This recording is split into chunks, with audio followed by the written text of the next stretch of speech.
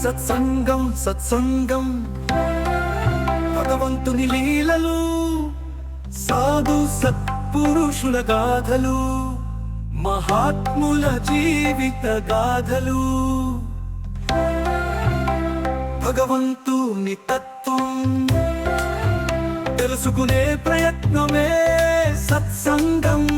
ఈ సత్సంగం వినండి, వినిపించండి, వింటూనే ఉండండి. సత్సంగం, ఈ సత్సంగం.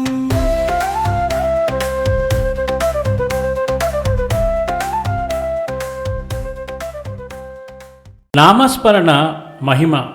ముందుగా మోహనవాణి శ్రోతలందరికీ హృదయపూర్వక ధన్యవాదాలు. శుభ గురువారం. శ్రీ యలవర్తి శేఖర్ రాజ్ గారు సత్సంగ కథల శీర్షికన మనకు అందించే మరొక అద్భుతమైన కథను మీకు వినిపించబోతున్నాను. కలియుగంలో యజ్ఞయాగాదులు అంత ఎక్కువగా జరగవు. కాబట్టి ఆ యుగంలో భగవంతుని చేరుకోవడానికి, మనలోని పాపాలు నశించడానికి ఉన్న ఏకైక మార్గము నామస్మరణ. ఒకసారి ఒక హోటల్కి ఒక వ్యక్తి వచ్చి ఏదైనా పని ఇవ్వమని అడిగి అక్కడే పనిచేస్తూ వంట చేస్తూ ఉండిపోయాడు. ఒకసారి ఒక సాధువు ఆ హోటల్కి వచ్చి భోజనం పెట్టమన్నారు. అక్కడ పనిచేసేవారు తెచ్చిపెట్టారు.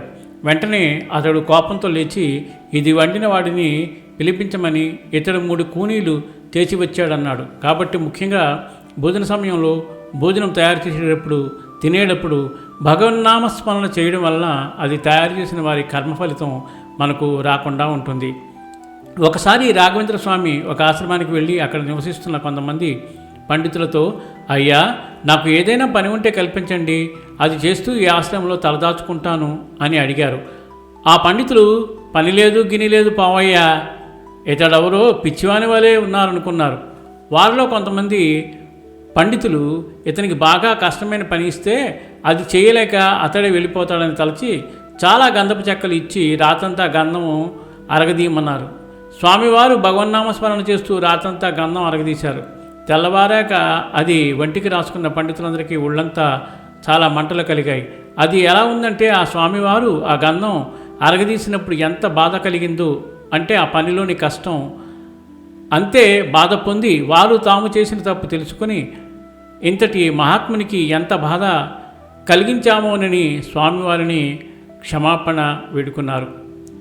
ఇందులో వివరించిన విషయాన్ని గ్రహించి ఆ రకంగా అందరూ పాటించడానికి ప్రయత్నించాలని, అంతటి శక్తి భగవంతుడు మనకి ఇవ్వాలని కోరుకుంటూ సర్వేజన సుఖినో భవంతు, లోకా సమస్త సుఖినో భవంతు. ధన్యవాదాలు. స్వస్తి.